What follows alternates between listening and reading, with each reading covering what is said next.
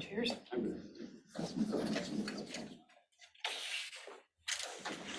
Jeff, can you hear us? We can't hear you. How about now? Can you hear me? I can hear you. A little louder.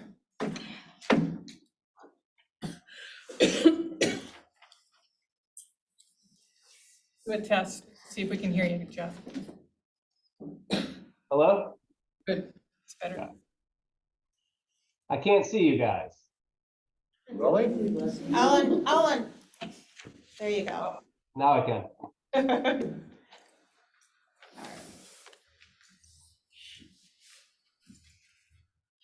All right, 2 o'clock, and I will call order. Karen Goodman? Here. Jenny Pelton? Here. Jen Smith? Here. Steve Bunsen? Here. Thank you. Lindsay McIntyre, Deputy Director. Cindy Scott, and Kevin Helminiak from the Housing Commission. Interim, did you say deputy? It's interim executive. Acting Executive Director. New title.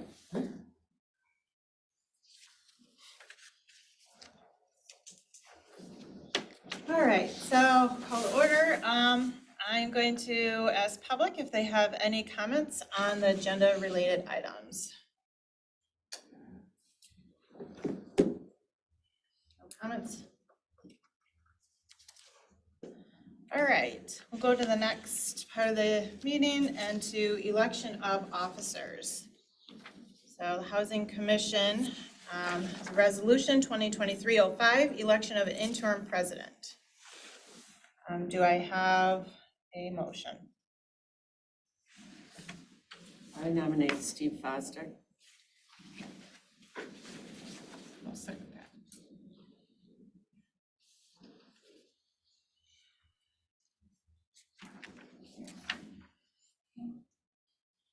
Okay.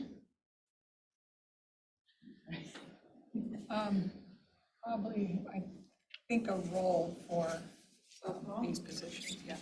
Okay. Commissioner Jeannie Pelton. Yes. Commissioner Karen Goodman. Yes. Commissioner Jim Smith. Yes. Commissioner Steve Bunsen. Yes. All right, so resolution 2023-05, interim election of president for Steve Fonsdick has been passed. All right, second election? No, the next order of business is to accept Jim Bond's resignation. Yes, so that would, All right, Yeah, I want to new vice president. Right. Please. okay. so I'll make the motion that we, did you say that, Steve, that you're making the motion, or?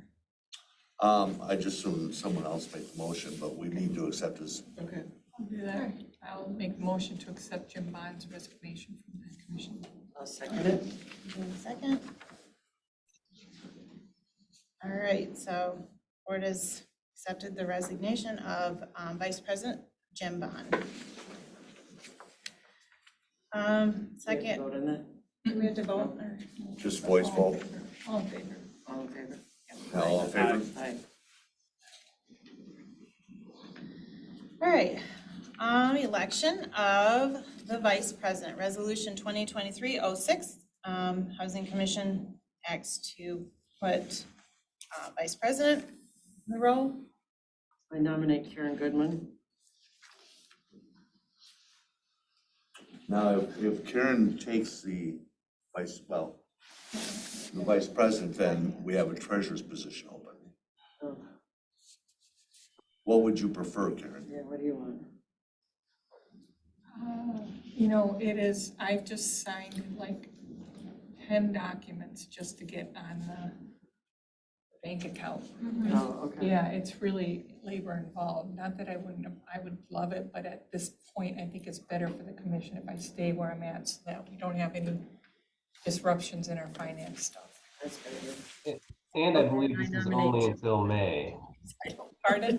I think this is only until the June elections, isn't that correct? That our annuals are in June? Yes. Yes. So it's only a short period of time. All right, I nominate Jim Smith for vice chair. I'll second it.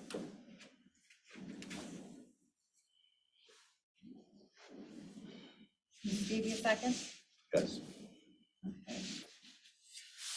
All right, I guess I'll take roll call. Commissioner Jeannie Pelton, Yes. Commissioner Karen Goodman, Yes. Commissioner Jim Smith, Yes. Commissioner Steve Fonsted. Yes. All right. Approve the resolution 2023-06, election of vice president for Jim Smith. Thank you, guys. All right, so we'll go down to item 4, review of City of Manistee Housing Commission bylaws. I don't know that this is in the right place right now, Lindsay, because we're gonna be talking about changes in personnel and procurement, stuff like that, that might change the bylaws. But Okay. We need to have that discussion first. Does everyone agree with that? Yes, that would be good. So you want to move? So I would say Down. that I would go down to number 9 or Okay. 10. Okay, so we're going to move to item 5, establishment of committees. Housing Commission needs to establish personnel committee. So resolution 2023-07, appointment of a personnel committee. Whereas this is 2 members of the personnel committee shall be a housing commission members, at least one of whom is educated, trained, and experienced in human resources matter, and who will serve as chair. One or may be outside professional service provider, such as a commissioner's general counsel or consultant. I think it's gotta be Karen, right? 'Cause you're- I got HR experience. Yeah. But I don't have to be I don't have to be chair. Someone else can be chair. Is that what it said? Did you read? Did I read that? Yeah, it says 2 members of the. One person has to have human resources. Okay, Yeah. great. Now, the other thing too, Karen, is you're going to be on the finance. Finance, right? I know. It's okay, we'll do it till we get stabilized. Then we get one more member. Yes. Again, it is for a short time. Yep. Just get all the work done in a short time. So. So who wants to be on the personnel committee? Karen, is that a yes for you? Yes. Who wants to join me? I can join you if you want. Jim? I think Danny said she would. Yeah, I will. At least 2 members need to. Yeah, so we do. and then Well, we- no more than 2, Right. because then you got a quorum. Right. Unless you, do you prefer the finance or do you prefer the personnel? Finance. Good, well, there we are. I'm on personnel. But Perky, All right, can I get a commissioner to move? Or to motion, I'm sorry, motion, For personnel. personnel. For the 2 members to be on personnel. Yes. Steve, you do that. I'll make the motion. Okay, We got time. second, second, all right, thank you. We got Karen and Ginny for personnel.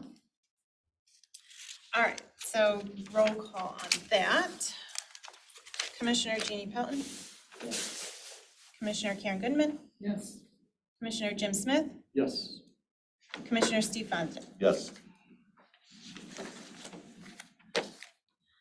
All right, second, or, Now, it's my understanding too that there is going to be at least a third person on the personnel committee that would be outside of the commission. How about your sister? We normally would have, it. When you read the bylaws, a CPA or the attorney. For finance Well, no, for personnel. or for personnel? Personnel first. It just says that one member may be an Yeah, outside. personnel, someone Right. HR trained. With an HR background. Who's got the HR background? Let's just start with, With just the two? Okay. let's just keep moving. Okay. Okay, we can start with the two and then Start with next, two, next 28th. month we'll talk, Yeah, yeah. we can talk and, See if So now I anybody need a comes motion for audit and finance committee. yes. And Karen's automatically on that? forward. I would like to be on that. Okay, so I make a motion Karen to be on this committee and Jim Along with Smith. Jim. And Jim Smith. I second it. thank you.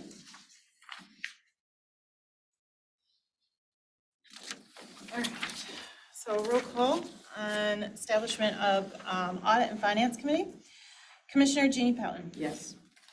Commissioner Karen Goodman, Yes. Commissioner Jim Smith, Yes. Commissioner Steve Fosdick. Yes.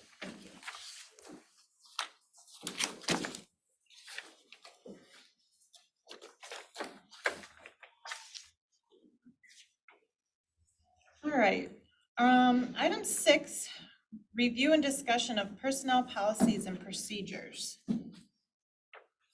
This item was requested by the commissioners to be put on. I sent the policies and procedures. I don't know what items you wanted to discuss or review or bring up.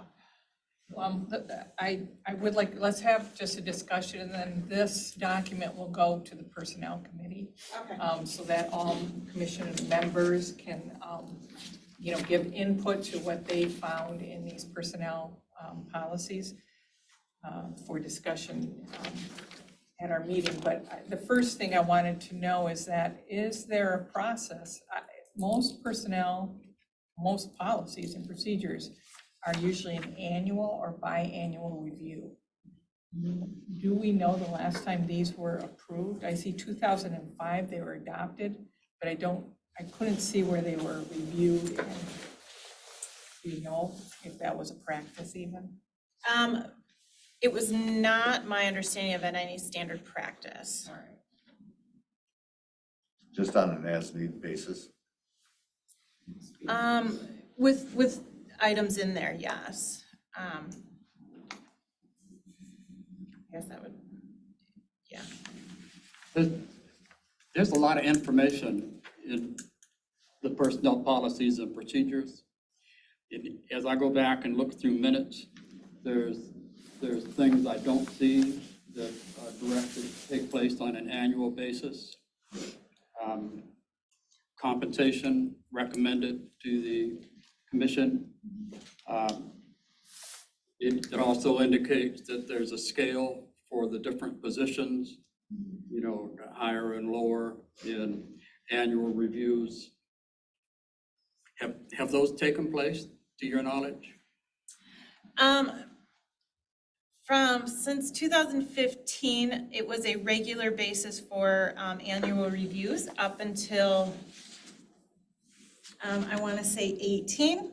And then after that, 19. I want to say it was a standard reviews each year. Because the executive director is supposed to make recommendations to the commission for salary increases. Yes, and from what I understood, the executive director made those recommendations to the personnel committee during those years. After 2019, there was not a regular reviews. Okay. And those are supposed to take place annually. Yes, from what I understand. So, just as a question.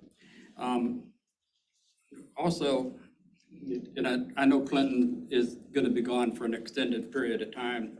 There's a provision that any extended leave that exceeds 3 weeks in duration requires the employee to return all equipment to the Housing Commission. Do you know if that's taken place? No, that has not taken place. I mean, that would be computers and stuff. He's not supposed to be working or having anything to do with the commission. So I would assume under that provision that he would return equipment during his absence. His email has been turned off. What equipment does he have, Lindsay? Do you know? I believe there's a laptop, and I'm not sure on the phone if it is his personal phone that he used with work or vice versa, work with person. I don't know that. I'd have to look into that one. Would he have any paperwork, contracts, or anything like that at home? I don't know. He had a home office during COVID though, so there could easily be stuff from, Now, did the Housing Commission furnish that home office? There was a repayment agreement done where he paid for that, anything. Oh, so it was done and then he's repaying. Yes, which is paid off. Okay. Well, there's a lot in here such as job descriptions should be reviewed annually with the employee and the supervisor. Any updates or changes to that should be made at that annual review. So there are things in here that we're gonna have to make sure are put into a consistent practice. But if there are things that you have found through these personnel policies, if you can send them over, so that at our meeting, we can go through them in details. I have a bunch as well. Okay. I don't, what I was speaking of before on page 9, paragraph A, compensation. It says compensation is established annually from January 1 through December 31st. Adjustments in compensation are recommended by the executive director to the personnel committee and confirmed by the commission. Yes. And And that's, I wrote next to but that. I go back and I look and I don't see anything Right. to that effect. I wrote next to it, when was this done? So I am not aware of it being done in my time. Do we know when the last time the personnel committee met? Sounds like it was before 2019.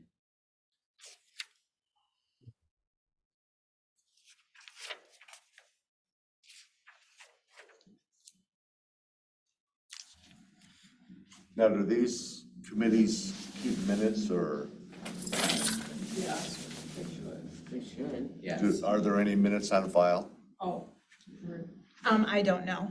I'm not aware of any. I would have to look. and for other commissioners to know, when I go into this, I do have some concerns about sick leave accumulation and rolling over of PTO, which, gets us into a situation where we could have a huge payout. And there are some limitations, but it doesn't appear that those limitations were followed. But those are things that I'm looking at too, and how we better use our sick leave. We don't have a PTO program where we put them together, but they're separate, vacation and sick time, so. It is a lot. Now, is there a sick leave and a PTO? Pardon? There's sick leave and PTO? Yeah, a PTO policy is everything together. You have a vacation, we have a vacation, and we have sick. So those are two different buckets that a person has to identify that they're actually sick to get paid for the sick leave. If it's a vacation, then you take it out of the vacation bucket. But you have to delineate between the two of those.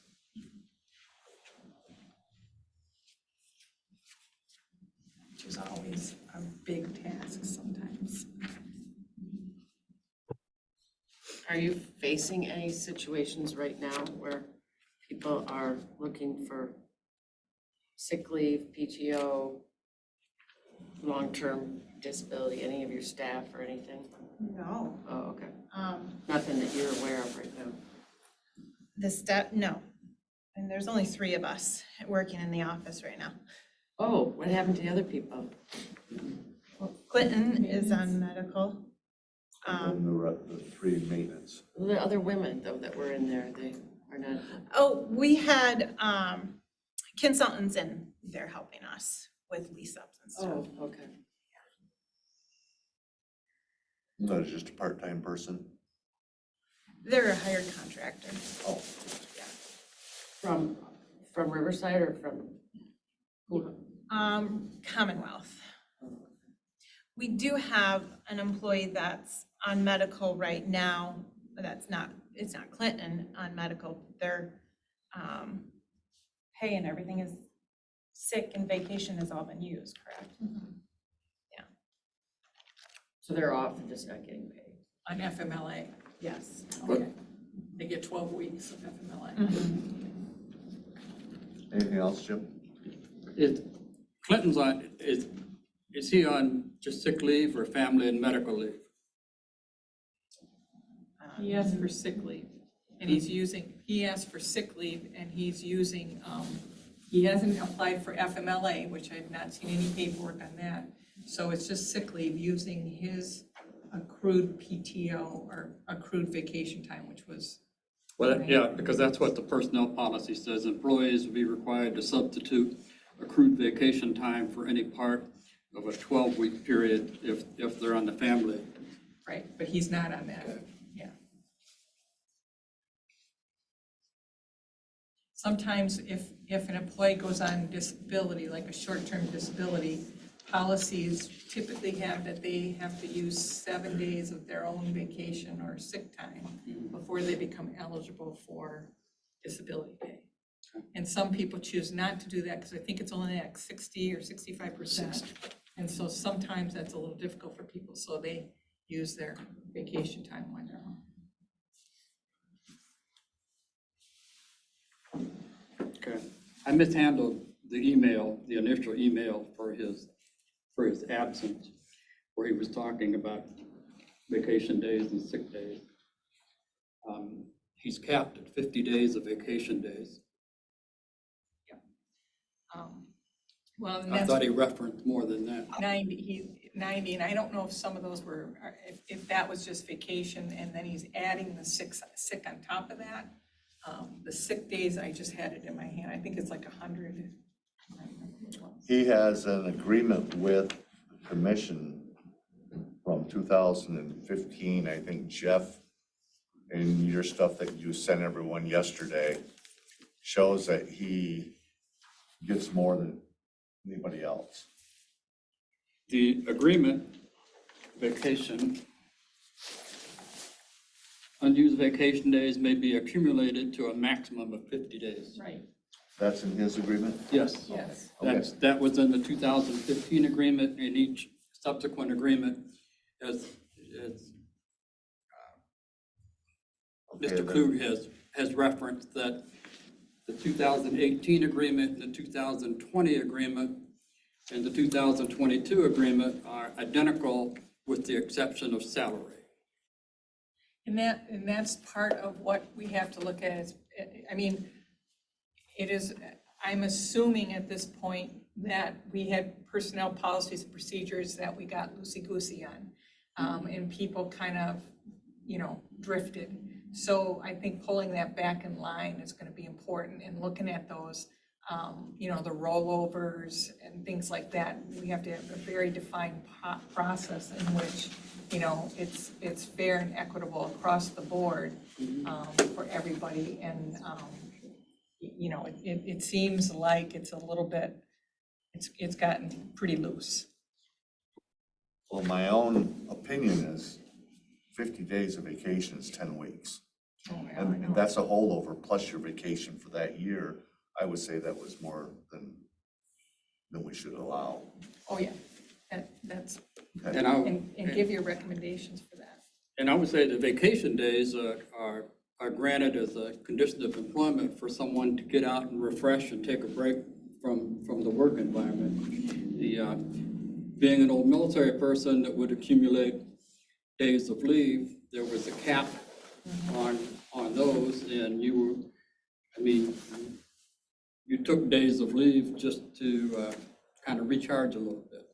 And then- Accumulating that many days of leave, I'm not sure it's healthy.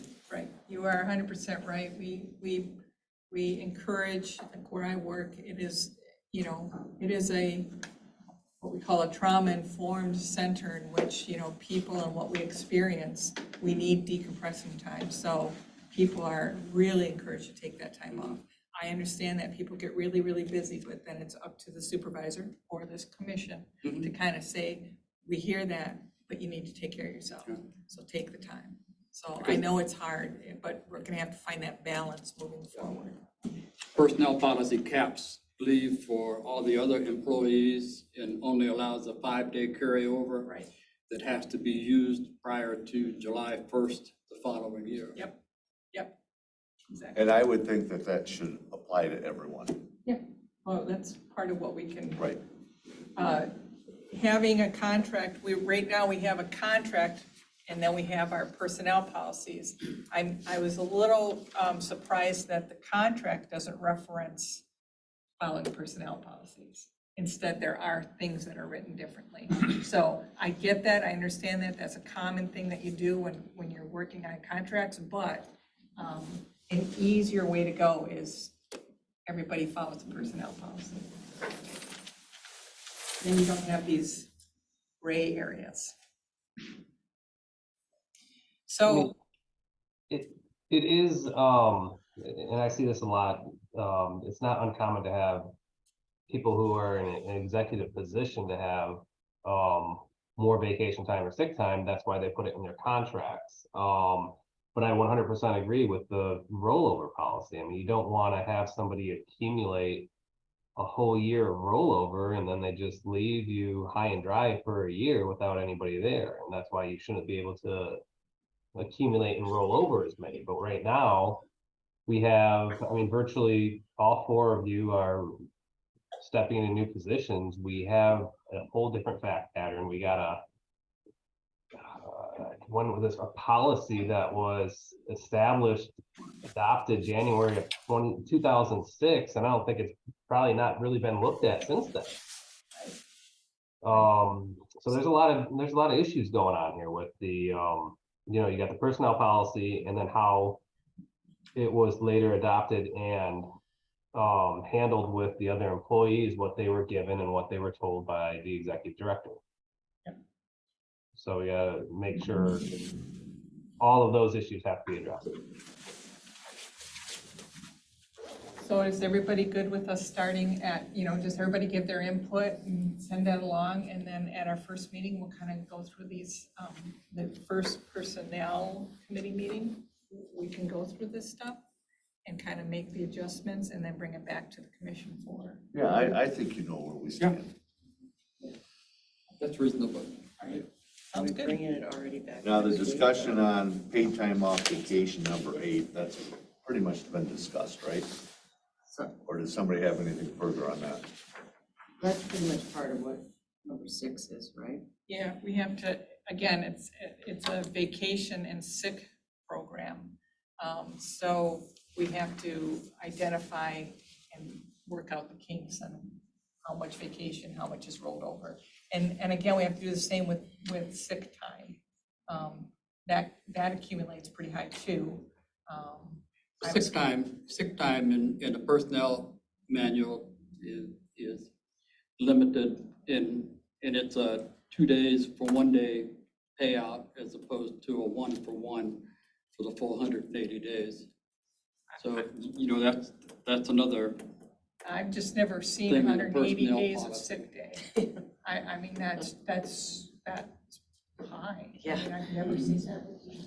Yeah. Well, on sick time, you earn what, a day a month? Is that what it is? Yeah.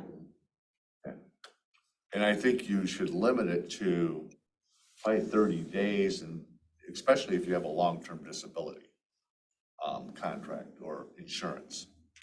And what that does is it covers that time period that you might not be covered as an employee.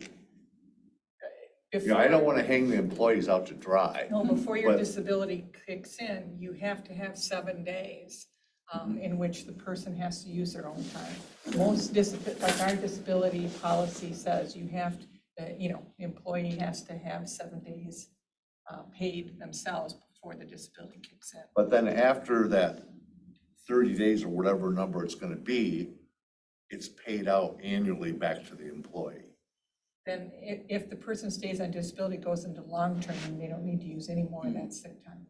But I'm saying that someone that hasn't gone into a disability, that is just accumulating, once he gets to that, whether it's going to be 7 days or 30 days or whatever, after that yearly, that should be a payout instead of a Well, that's. hold it all back. Wow, that's a big hit to our finances. Yeah. You're talking, 170 some days worth of pay.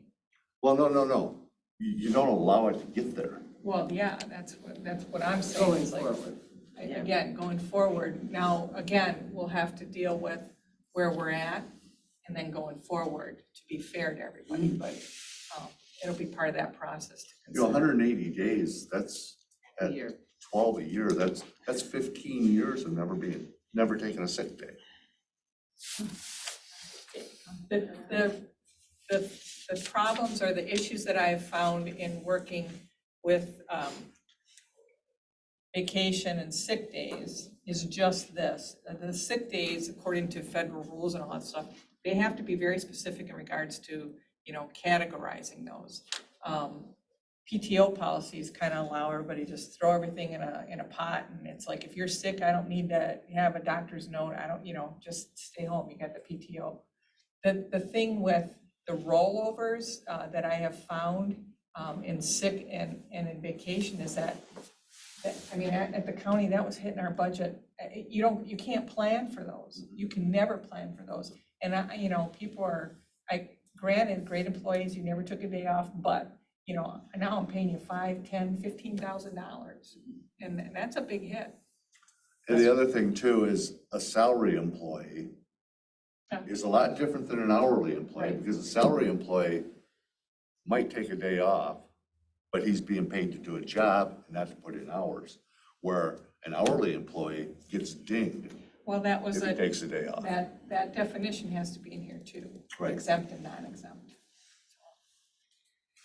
Okay, To just be clear good luck with for that. the audience and everyone, we will not have something on this for our regular scheduled meeting next Oh, week. no, We're probably talking March. right. I have to set. March or April. We'll have to Yes, set I a mean, meeting, yeah. we have other lives too. You're not doing anything Sunday, Jeannie. And I know yours 8 hours, and your eyes are closed. I know, wasting time sleeping. Okay. I think- Okay, do we want to get into the procurement policy now, or do we want to review the executive director agreement? I don't think we have to go deep into the procurement, because that would be something that will go over to finance, Finance. I imagine. But my thought on that is that I am concerned about the ceiling of $100,000. I know that we have to have enough money so that if a generator goes, you can secure that quickly. That could be 25, 30,000 plus installation.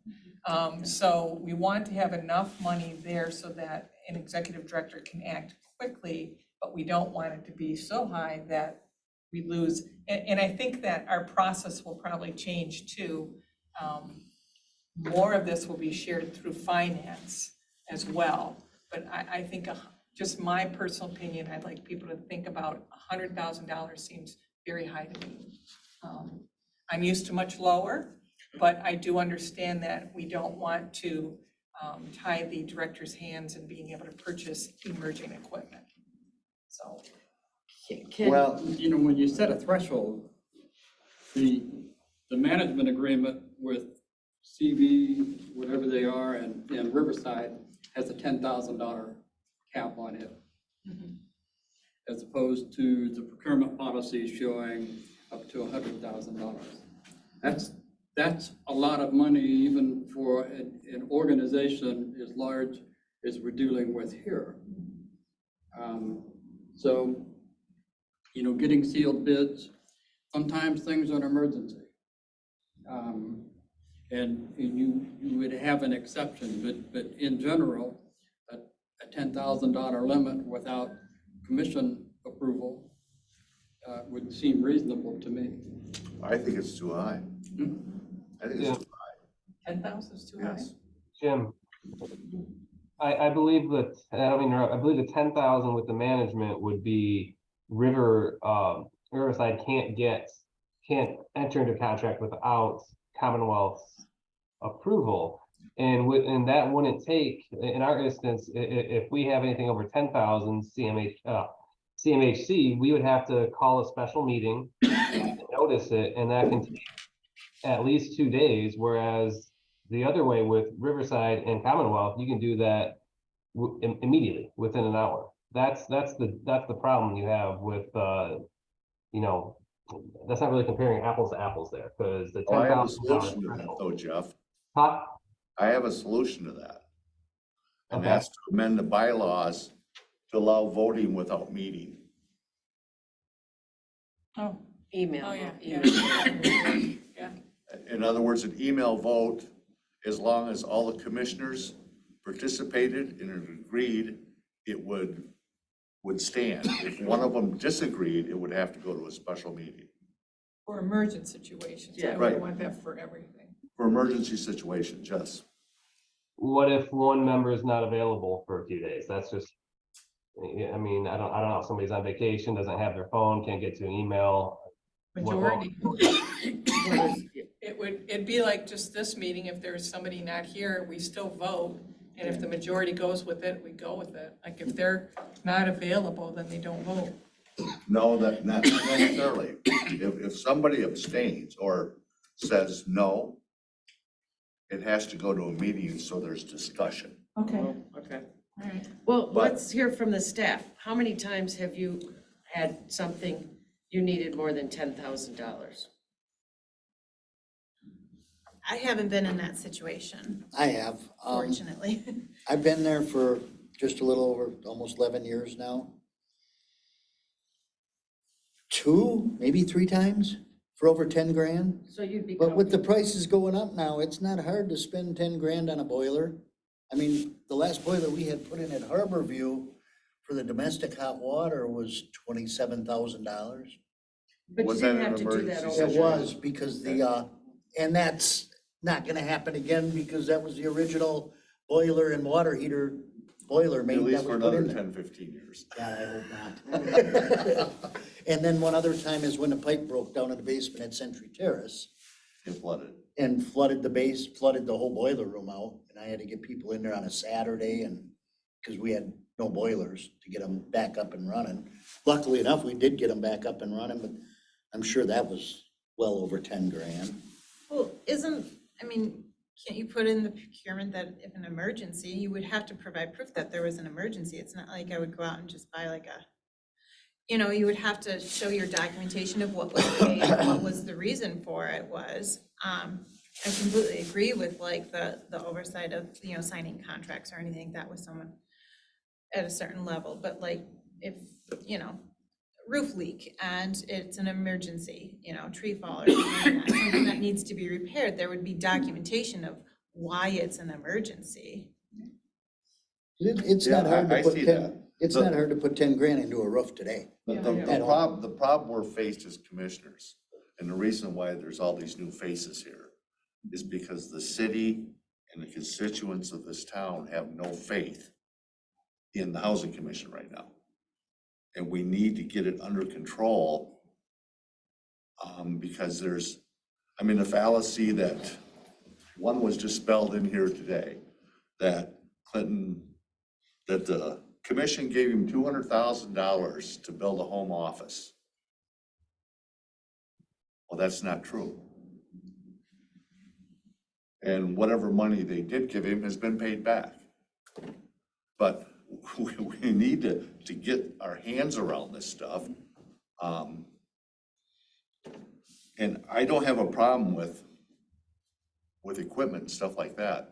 I have a problem when we start talking hiring professional people like an attorney or an auditor, where the commission doesn't have any say in it, it's just done with the executive director. That's where my problem lies. Yeah, and at the same time, I have not done that. That hasn't happened. I mean, I understand where your concerns are from before. I'm not knowledgeable enough and to be able to make those decisions. I would want the board approval. Says you're cheap. I am. I mean, I would want I would want the support, and that's just. At Well, any given and- time, having the commissioners know and agree is a saving grace for anybody who's in a leadership role, you know? I agree. So I mean, you should probably break it out into two different kind of contracts. One would be professional, one would be emergency situations to dealing with the residents' needs. But even with professional services, there's situations where it can be an emergency. An example, I mean, the city of Manistee, in their letter, they even admitted there's a conflict of interest between the attorneys, so they had to obtain Plunkett Cooney. So there's obviously a conflict of interest between the attorneys where you have to obtain somebody else to represent you. That's a perfect example. Another thing with our previous CMHC's previous auditor, I wasn't the attorney when that was changed, but I spoke with Andy Zink and he mentioned that the previous auditor resigned. So there are situations where maybe RFP is going to be too long of time, and you have to use, the federal regulations that allow a housing commission to do a piggyback. And I'm not sure, what if Andy Zink a week before the audit's due says, I'm not going to do this anymore, I quit. You'd be in a pretty bad situation to get that audit finished in time. If you had to go through that, I don't think he'd do that. But those are just some examples where you don't want to be left in a complete bind. Hopefully we'll be able to call a meeting and enter into a short-term contract if that were to happen. But there's just multiple different scenarios that, we may think are unlikely, but they've happened, at least to my knowledge, twice for the Housing Commission. But with a 3-day notice, you can have a special meeting and get it done with commission knowledge and approval versus just going off on your own and doing whatever you want and not even reporting back to the commission.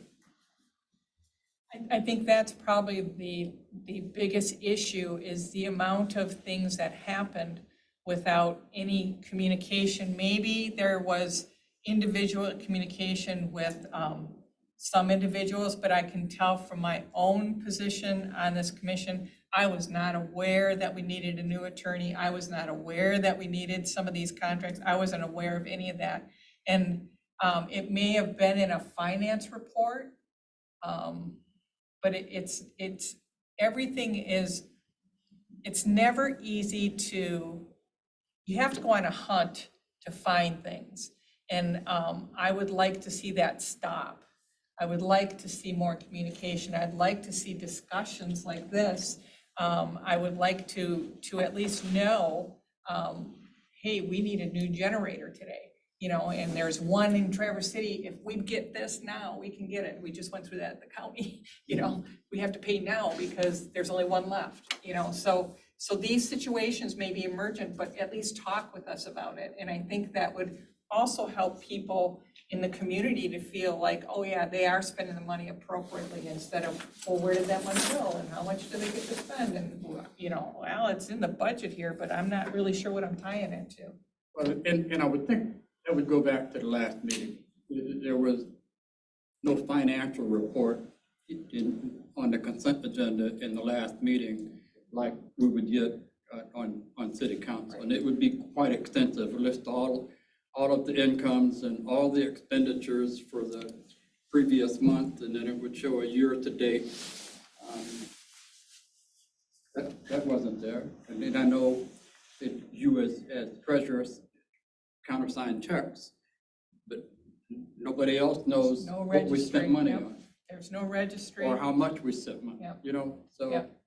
And it should be able to be done because when I read the property manager's agreement with CTHV and Cinair, they have to have a monthly operating statement within 20 days of the close of the month. So these type of things, just kind of bringing them forward, brushing them off, I think helps with, even in the community, so that people understand, you know, we're trying to put our arms around all this. It's trying to get everything back on track, and financials are important. And I don't have a problem with someone accusing me of something, but at least I want to know what it is before they accuse me. You know, it's like, hey, this is news to me. Well, yeah, unfortunately, you know, history in Manistee with this housing commission is just, there's a history. And so people get pretty, I don't know, curious about, okay, are things still going okay? So we are a new commission. Well, good luck, Finance Committee. Transparency is important. Transparency. With Yeah. transparency, you have confidence from the community, and you have people involved, they see exactly what's going on. I just can't hit on that enough. Yep. You know, it needs to be transparent, and the commission needs to be informed. Okay, now we have a finance committee, and now we have a personnel committee, and those committees do their due diligence and bring their reports back to the commission, and or we need resolutions or motions to approve things. I mean, that's just how business gets done. Yep, I agree. So And- we'll. And I 100% agree that the commission needs to get back to submitting RFPs, especially for Correct. state contracts and large vendor contracts. And service contracts should be done, I would say, 3, no more than 5 years. You know, prior to me being the attorney, how long was the previous law firm the attorney? And was there a RFP submitted within that 5 years? Yep, and there is in the bylaws, I think it was, I don't know, I've got so many documents here, but in which there is supposed to be a committee that kind of puts things out for bids. RFPs help to develop the RFPs, so we'll, you know, get that rolling too as we move ahead. And Steve, I have a quick follow-up. You said Clinton was given $200,000 for a home office? Did I hear that correctly? Rumor going through the town, yes. Oh, so you said it was a rumor. You don't have anything to support. Well, he was given money to do a home office, but you're saying he paid it back. Yes, and it certainly wasn't 200,000. So we're dispelling, But, yeah, we're but dispelling. but that's part of one of the audit questions, is because there were people who previously worked for the commission who believed that and who have shared that with members of the city council and other people, that there was $250,000 spent on a home office during Wow. COVID. It's grown. Interesting, yeah. Well, it's not, it was more than one person that has said this, that used to work for the commission. And Jeannie, you said it was part of the city's request? That's one of the things triggering the city audit. Just one of the many things triggering the city audit, but, yeah. And he does have a home office that was paid for by the Housing Commission. And this is the first I've ever heard that he personally paid money back. So there must be line items showing that, I'm assuming. Yeah, so that'll solve that.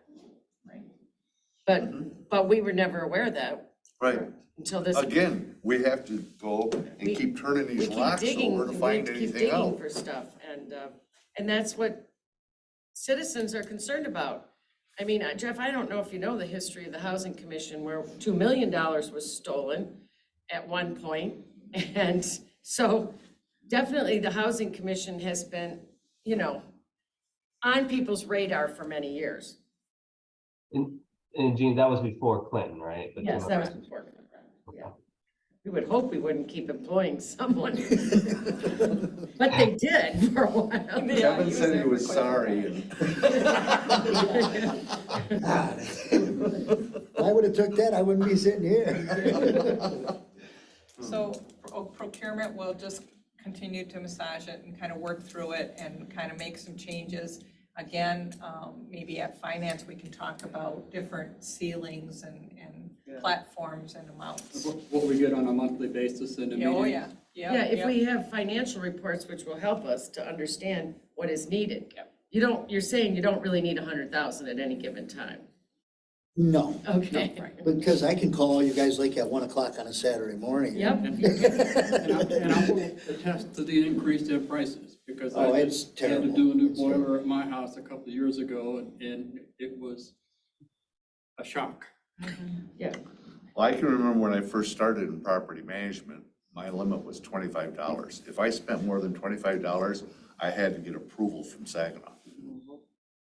And within 2 years, I could spend whatever I wanted to spend. And I did spend some time talking with Jeff about, he works with other agencies, and so he did find that, their levels aren't that high either, but, there's a good medium, so he did give me some information too. And I'm not out to handicap anybody. You know, if you have a small fund, when you need paper and pencils and you need, administrative supplies and stuff like that, I understand that. But when you're talking big numbers, there should be some awareness and again, that transparency with the community. So it's not questioned. And I But answer me this, Jeff.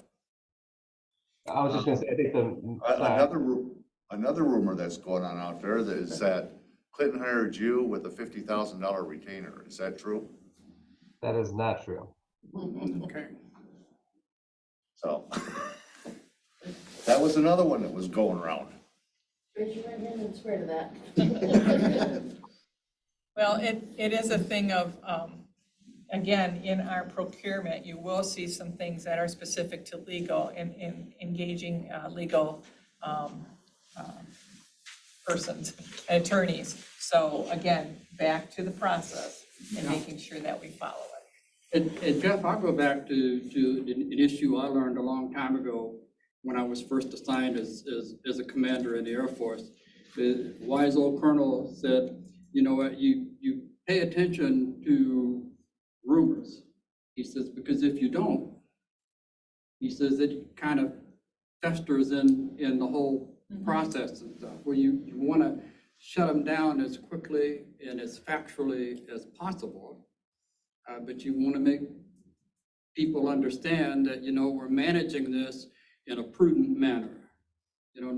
We're not tossing out $50,000 or $250,000 for these things that the rumor mill has in the past, but you have to pay attention to those things.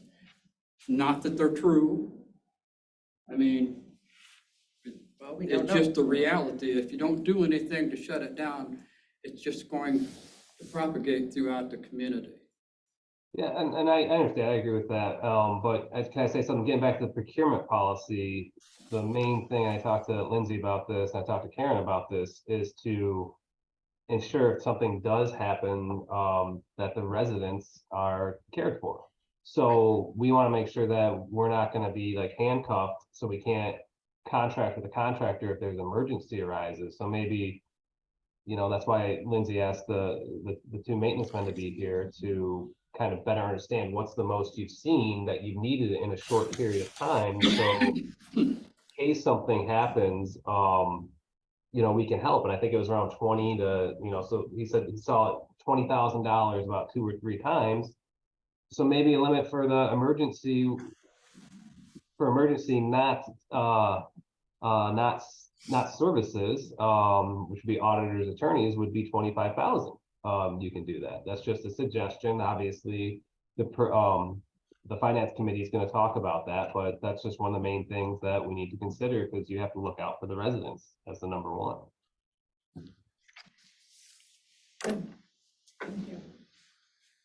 Okay, now we have discussion of CMHC policies, wedding work.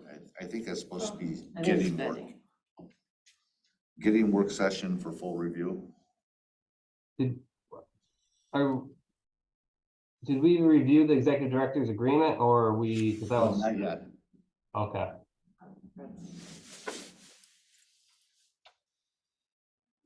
Well, yeah, that was. I thought that this might have something to do with that agreement. That's why I wanted to get it out in the open first. The policies? So you skipped from 7 to 10, is that what you're saying? Well, yeah, we skipped 7 and did 8, 9, and now 10. I don't understand what this is asking. Discussion on policies, getting work sessions for full. You mean to go over all your policies to? It was in a request from Steve, requesting, asking it on, I basically took from your email, your bullet points that you wanted to discuss and put it in there, so.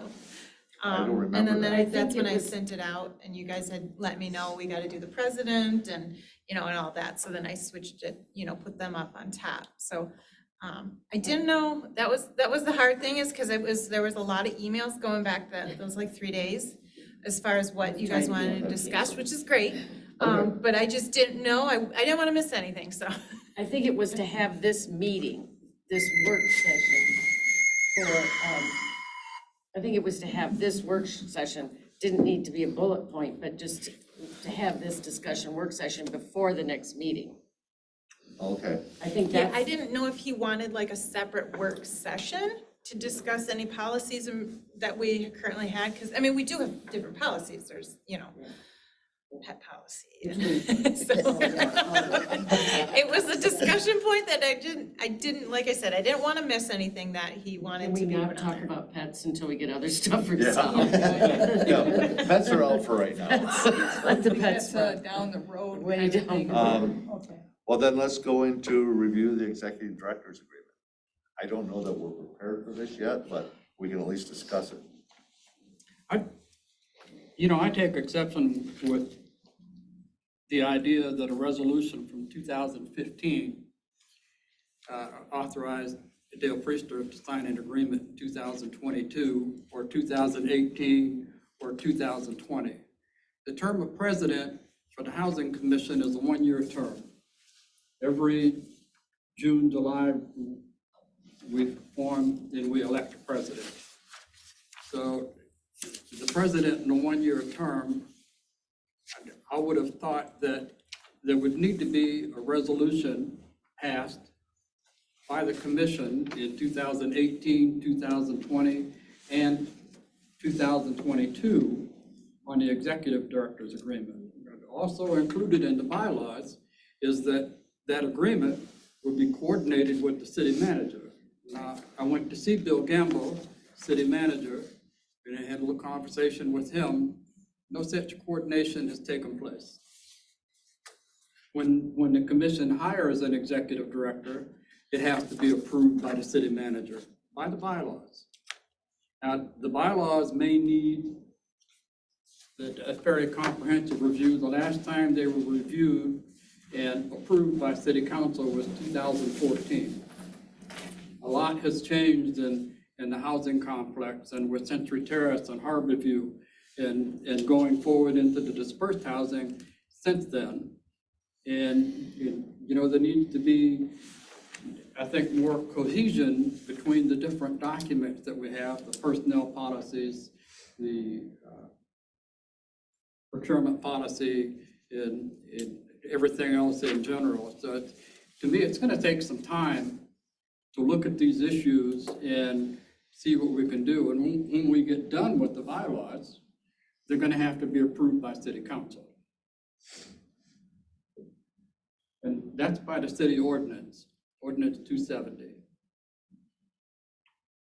Well, I have a problem also with this in that your description, Jeff, I question whether you're working for the Housing Commission or for Clinton.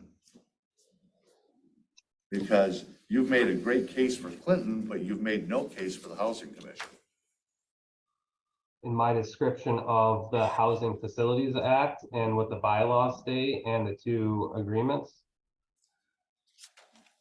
Yes.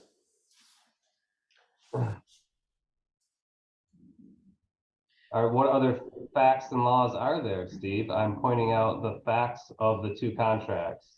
The fact that there was a contract that was executed in, let's see, when was that? 2015. 2015. 2015, 2018, 2020, and 2022.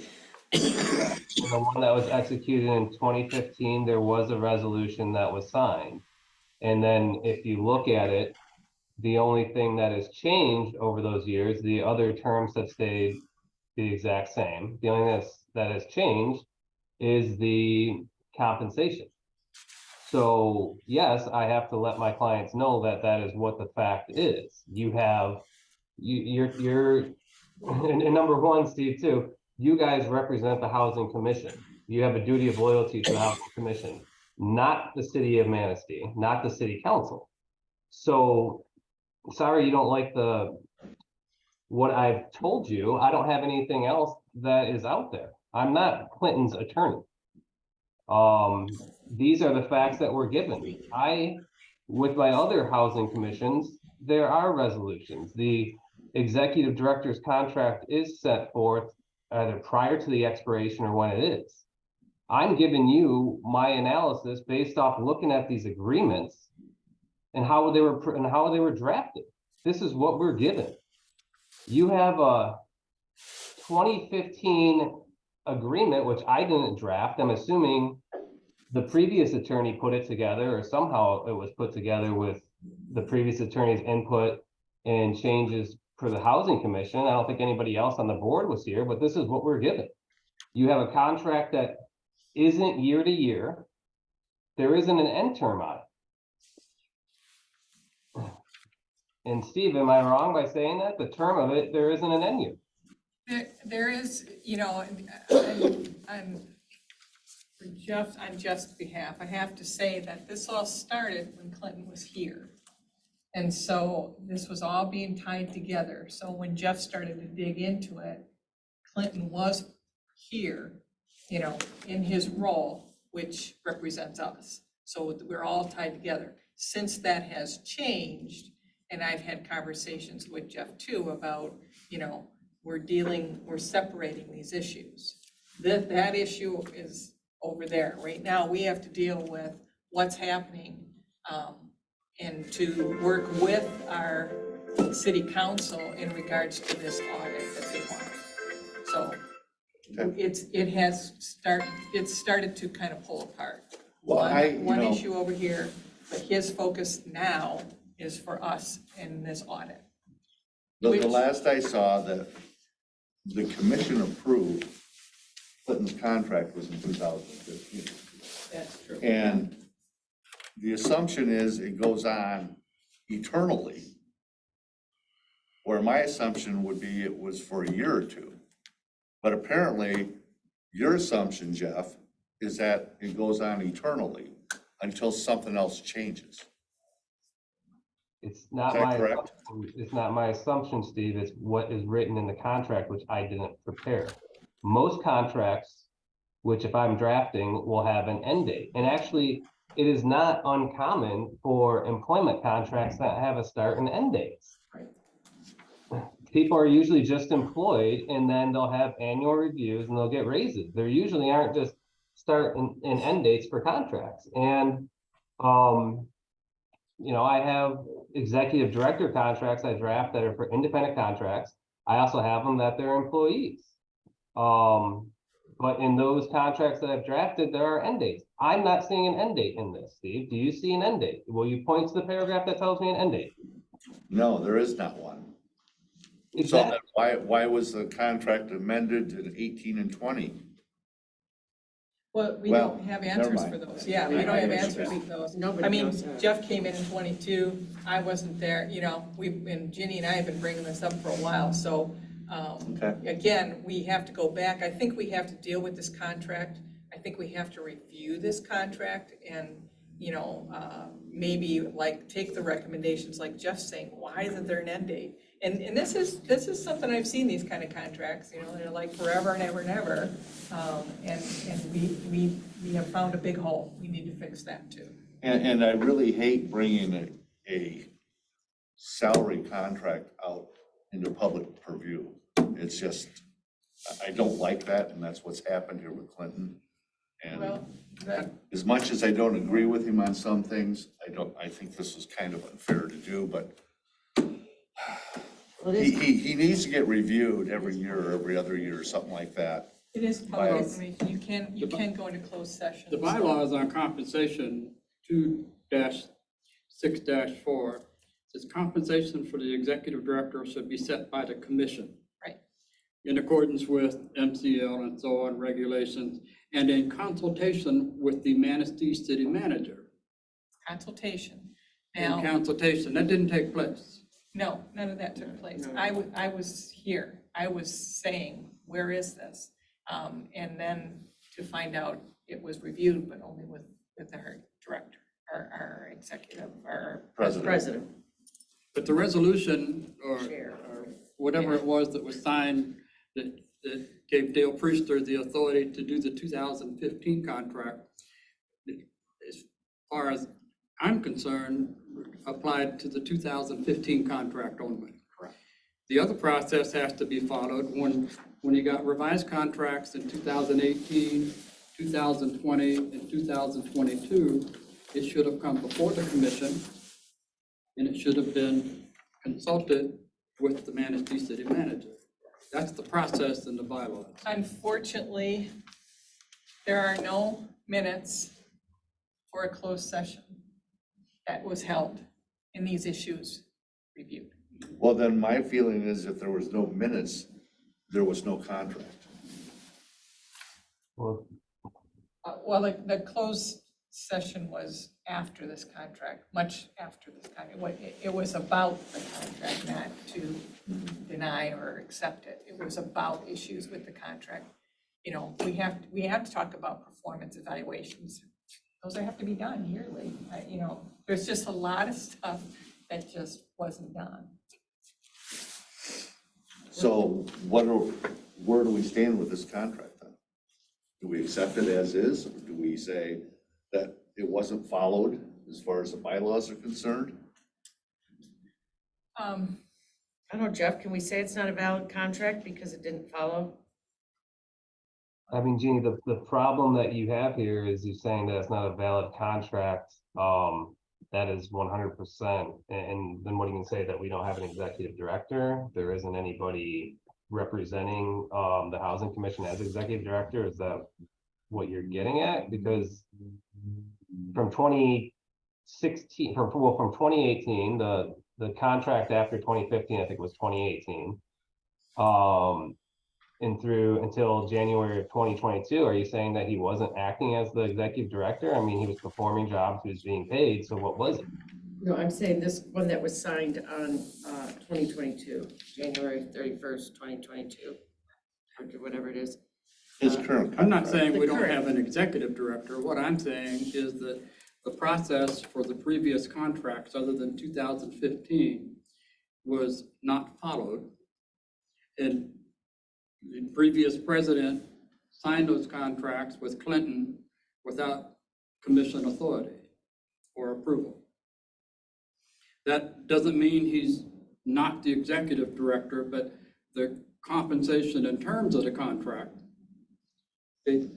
Okay, that last one was January 31, 2022, and now we're 14 months past that.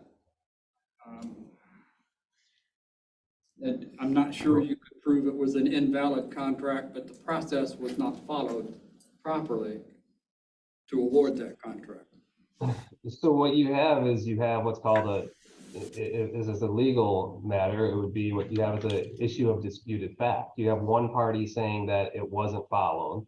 You would have Clinton saying it was followed, and I'm pretty sure Dale Priester, he would say that it was followed. Clinton saying it was followed. And I've talked with the commissioners that I had their numbers during that time. I talked with Karen and she disputed that that was agreed to. I've talked with Dale Priester. You know, he's saying it was valid, so he signed it. So there you go. It's what's called an issue of disputed fact. Not everybody's agreeing on those terms. So there is nothing in the bylaws, which if you're talking about changing the bylaws, here's a good example of putting it in and making sure that says a resolution is required in order to sign the executive director's contract. So it's not, there isn't any ambiguity. Changing the bylaw should state that. In fact, the Housing Facilities Act doesn't say you have to have a resolution by the board to contract with an executive director. Now, with my other PHAs, yes, I like that. So there isn't this issue. Because this is where we are. We're in here where we have an issue where there's a resolution in 2015. We have pretty much the exact same contract that we're dealing with now, except for the salary is increased. I looked at it, the benefits and the severance agreement and everything, that none of that changed. But we can agree that in 2015, proper protocol was followed. But in 18, 20, and 22, it was not. So, and Steve, are you saying with 18 and 20, proper protocol wasn't followed because the commissioners didn't approve it, or because there wasn't a resolution? What's your position on that? Well, both, probably. I mean, it wasn't brought before the commission, and there And it was was no city manager. resolution. However, there was a signature. I get what you're saying. The Yeah. contract is valid. We would probably not do well in a court of law. However, we are at a point where we have to fix this issue. So, yeah, I'm trying to think of different ways to bring that contract back for review. And, I mean, there was no evaluation done. There was no discussion with the commission. So, you know, can we come back and do a different practice? But Yeah, yeah, how do there's you a do that? severance problem and all that. I've been trying to ponder how we can fix this. And you're referring to the last one, the January Yes. 2022. Yep.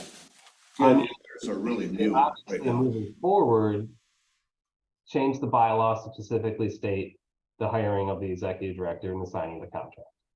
And we can put in those bylaws at any time due to performance questions or things like this. We can reevaluate a contract, correct? Or should we put that in the contract? Correct, and he's still an employee at will, which means he Right. can be terminated at any time, just like any of the employees. Except for, I mean, and let me get this straight, the hiring of the executive director is up to the board, it's up to you guys. Well, I'm saying he because Clinton's a male, but the executive director is in charge of the housing commission's day-to-day operations, which means the executive director is in charge of hiring and terminating the employees underneath them. And so that is, you know, so, but Clinton is a at-will employee. He's subject to termination at any time. But the issue that the board would have to look at and everything too, if that's what you're going to do, is there is this severance provisions in these two agreements. But I think that moving forward in the contract stuff, again, personnel, it's over here, and look at issues or concerns and bring back to the commission to kind of make some determinations if the issues of the contract are being met or pieces of the contract were being met. Here's a question for you, Jeff. It's been 14 months since this 2022 contract was with Clinton. If tomorrow we presented a new contract that changed the severance and stuff like that, and he refused to sign it, where would we be? You want to know where the housing commission would be if he, Right? We changed the bylaws in the contract. and he refuses to sign the contract, my position would be, he would be arguing that he is still bound by the terms of the January 31st, 2022 contract. That would be my take too. So, That's the position he would be taking. And his position most likely would be like, I'm not gonna sign a new contract that's gonna limit and reduce what I was previously agreed to, and I agreed to these terms since 2015. And so if that happened, my guess would be he would most likely just say, I'm done. Or, well, he wouldn't, I think if he actually voluntarily quit, he wouldn't get a severance. So he would say terminate. And that is one thing where, usually when I've been involved in these situations, if there is a disagreement or there is a severance, the parties will come to some sort of settlement regarding it. That's just the way it's been in the past when I've had to deal with these. If it gets to that point, but I don't know. We have I mean, Steve, if you were in that situation and your employer came back to you and said, hey, we had a agreement that was signed in 2015 with all the severance agreement that is very generous, will you now accept a new contract with none of those terms? What's your response gonna be? Well, I think a lot of people have gone through that in the years with downsizing and everything else, your job was this and now it's changed and we don't have the income we used to have. This is your new contract, either accept it or find something else. I don't think that I would have to terminate somebody. If I was the employee, I'd probably just walk. So at this point, because this will be a huge discussion, and it is a little bit unfair to Clinton not being here too. Yes. So I think that this is something that, again, we'll kick back over to personnel to kind of walk through that whole contract and make sure that all pieces of it were met, and if not met, we have to give information on what was not met or how we did not do it. Then bring that back to the commission and maybe have a conversation with Clinton himself, he can choose to go in closed session if he wants to. But I think that we all know that the contract needs to be revised, Yes. and we need to follow process. And I don't think, after listening to Jeff and you talk, I don't think that we can say that these past contracts We paid them. were legal. They were made, but we can't continue to do it. No, and I think that's why we need to just look at it all, put it together, and again, and Jeff's input is gonna be important to keep us on track and make sure that we go the right way. Sound good? Okay, anything else on the contract for the executive director? Let's move on to reviewing the Manistee Housing Commission bylaws. I think we talked about that briefly, and that was just, we have to work on those and put information together. I don't know how we get all of our pieces together. Or do we want to put that as special? I'm thinking maybe a work session. I would think a special work session just on bylaws. Yeah.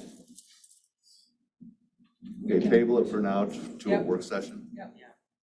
That sounds good. City audit, CMHC. I think that, again, at last meeting that we held, I think it's important that we work with the city. I know the city has its concerns, and I get that, I understand that. They have approved the finances to do this audit, which is good. Saves us a little money, and we can kind of make sure that we're all on the same page and working towards the same direction. I want a lot of transparency. I talked again with Jeff about, we share everything they need.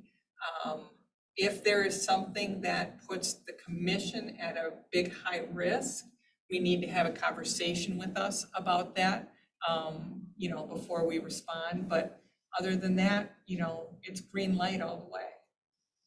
And I would agree, Jeff, instead of arguing with their attorney, it costing us a lot of money, come back to the commission, and we can give you the direction we want to go. Right now, I want full cooperation of the management in this forensic audit. Well, a few things too. The attorney said with the city also has to follow the proper guidelines. They're requesting documents, they have to submit a FOIA. We otherwise, if another entity or person comes and says, hey, CMHC, I want these documents, and we don't turn it over, that could open up to a lawsuit. I've had it was prior to me being involved with the PHA, but I inherited a situation where a PHA didn't allow a different entity to use its community room. And that was, and a lawsuit was filed. I got it after the fact. So in that being said here, if they're requesting documents, they have to follow the proper procedure to do it. And all they have to do is submit a FOIA to us and list out what they want. And we would treat it just like anybody else. We can't just sit there and say, here you go, because then what about some individual off the street walks in and we say, no, you're not going to do it, or some other entity off the street walks in. That could potentially.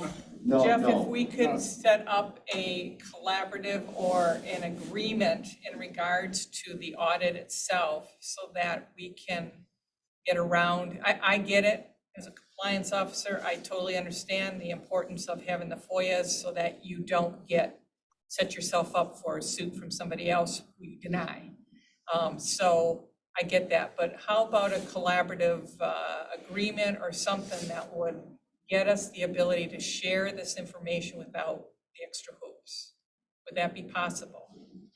Yeah, that would be possible, and it can just be, I mean, we can have an agreement set up where it says, here's the documents requested, and but yeah, just so we're not in violation of anything else, that's my main purpose there. And if But- they're, oh, go on. Yeah, but I think the thing that comes up is when we look at, just as an example, I hate to beat up the 2022 Executive Director Agreement. When we look at a person who was a long-term president of the commission, who apparently, without consultation and resolution from the commission,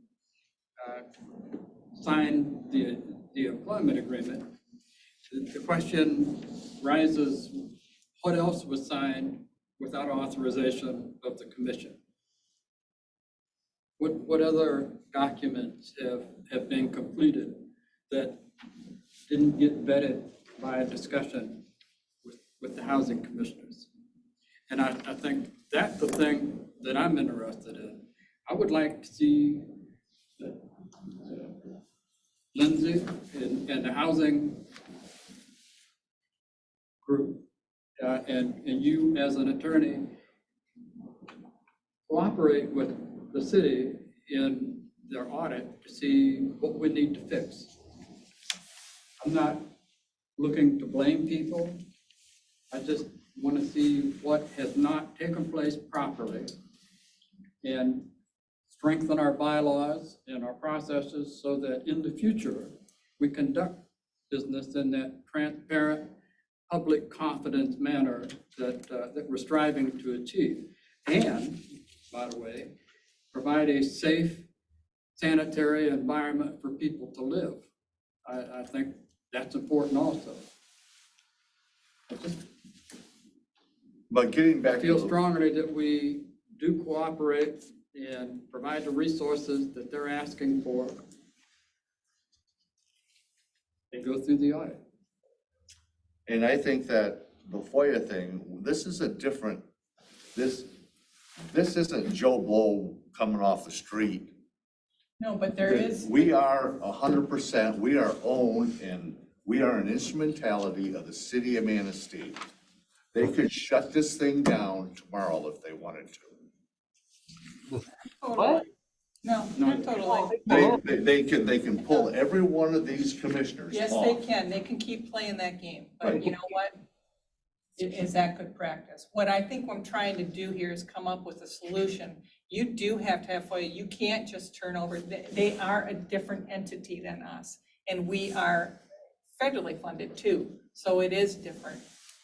I think having a collaborative agreement that allows us to participate in this audit would provide us the coverage so that we're not sued by anybody else.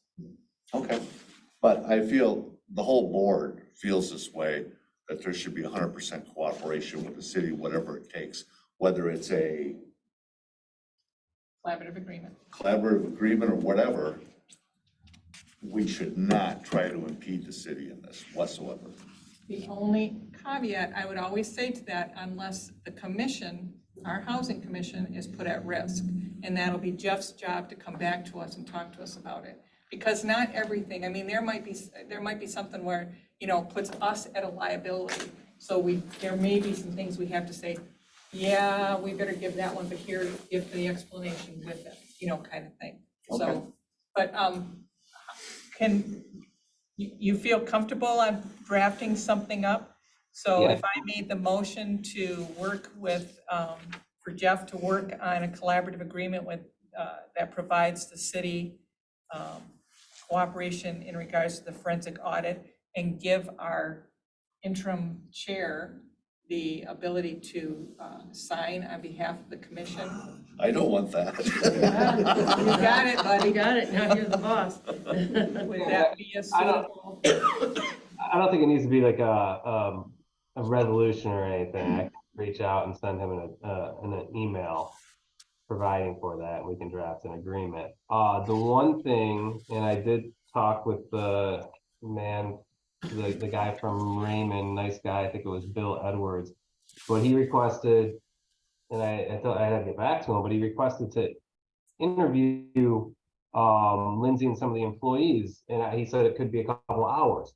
My only concern about that is, you know, they're being interviewed for a couple hours, they don't have enough time, then it's taken away from their day-to-day task when they have to deal with all this. I mean, right now, they gotta be worried about lease ups. They gotta make sure that they're doing everything because of the RAD conversion, that we gotta, you know, well, now Lindsay's doing two jobs technically right now. She's doing Clinton's and hers, and there's a lot to deal with. So I don't know if the 2 hour time period or however long it will can fit into their day-to-day schedule. It's one thing documents, another thing sitting down and having a full-blown, basically a deposition. I did see that in the letters, and it is a concern, you know, again, I appreciate that the city has the ability to finance that, and so it's being done. However, the unforeseen costs, you know, to us polling records, you know, staff time, interview time, and all that stuff, I am concerned about that too. You know, we are in the midst of a major transition here, and so adding those extra stressors, if that attorney could even, you know, send out questionnaires or something like that they can work on, you know, why they're, you know, got a minute or two or something. We're a person short right now, Yeah, and we should hire someone temporarily, because Lindsay, you can't handle everything that you're doing now. And I think, Come on, I love I a think challenge. Cindy is probably right at the top too. And your other gal, is she a part-time person? She's full-time. She's full-time? Mhm. I think we should get some temporary help in there, well, Lindsay, you just to have do the filing or whatever you do. You have the ability, it's in our rules. You can get a temporary employee if you feel you need it in the office. And we even discussed this, so we're talking to Lindsay about it, and even with the temporary employee or there's the training that goes into it as Yeah. well. 90 days, by the time you're done, that's their period of time for. Yeah, I mean, it was a discussion, and one of the things that came up is we had, you know, an elevator down, and it was hard both elevators down, and it was hard just to have someone employed to push a button. Quite expensive. So, I mean, there's a challenge out there. We're not, We definitely discussed it because that would help out, but if it's you bringing somebody in who you have to train, and it's only gonna be, I don't even have it off the top of my head when, Clinton's 90 out, days. Oh, April April. something. April 10th. Yeah. At least until April 10th. Lindsay, I can't tell you to do that, but I would really recommend that you do that. And if there are any former employees who would want to come back for a short period of time. Maybe you can pull Kevin in the office. Yeah, I have time. Well, maybe if they present them with you, like you said, you know, a question and answer form that they could answer at their leisure, and then after that, if it was necessary for a personal interview Yeah. down the road, I mean, Yeah. because it's gonna take a little while for this audit to happen anyway. Well, what I saw, the paperwork, they've only assessed 40 hours into it, is what they determined the City. cost. For the total audit, Yes. a forensic audit. Yeah, they're Anyway. only going back 2 years, I think. So Jeff, maybe you can just see if a questionnaire for the staff would work for now. And so we don't, just tell them these guys are overworked. Really, for 40 hours too, it's like, I'd be like, okay, you're not spending 10 hours On of, interviews. of my 40 doing interviews. Yeah, because, I mean, they're asking, I see one, the procurement policy, I don't know how long that is, but there's a lot of documents they're gonna be reading over anyway, Yeah, so, really, 40 hours. they're gonna be spending time basically reviewing and going through all this stuff. Mhm. But yeah, and some of it, and not looking at the screen, I'm looking at the email or the letter I got, but, some of it is asking us to create things, some of it's asking for actual documents, so kind of two different things, but we'll get those addressed. Have we made ourselves pretty clear about the audit? I think so. Do we have to have a resolution on that for cooperation? I sure hope not. No, we had communication on that. I know, but just want documentation on everything. And the discussion on CMHC's attorney's way of communication, that was a nice way of saying, I don't like how antagonistic you are toward the city, and you need to stop it.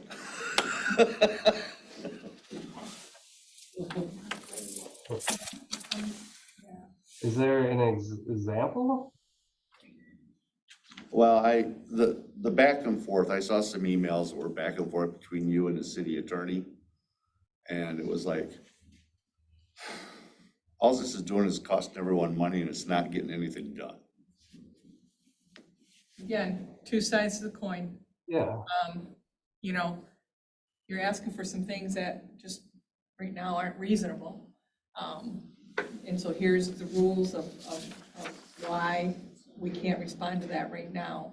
But I think that, again, and nothing, I'm sorry, Jeff, I don't mean to be negative towards attorneys, but, you know, they just have this way of communicating, which is like very matter of fact, and sometimes you have to be pretty strong, have a pretty strong voice in your communications, so that there's not room for driving a semi through them, you know, it can be used against you later. But I think that we've had many conversations, Jeff, in which you know that, and I have filled you in some historical stuff about, let's move forward, let's work together. We really want to collaborate with the city. You know, we are all in this together. So I think that we can do that. yeah, and I mean, and Steve, and I'm looking at the email I sent to Jeff Schroeder, and I said how I don't think his email is any way productive to having our clients work together. I was simply asking him a question as to support these statements that were made in letters, whether it be by the mayor or by Bill Gamble, which provides that the Housing Facility Act states a certain thing, and he never specifically that it requires a resolution.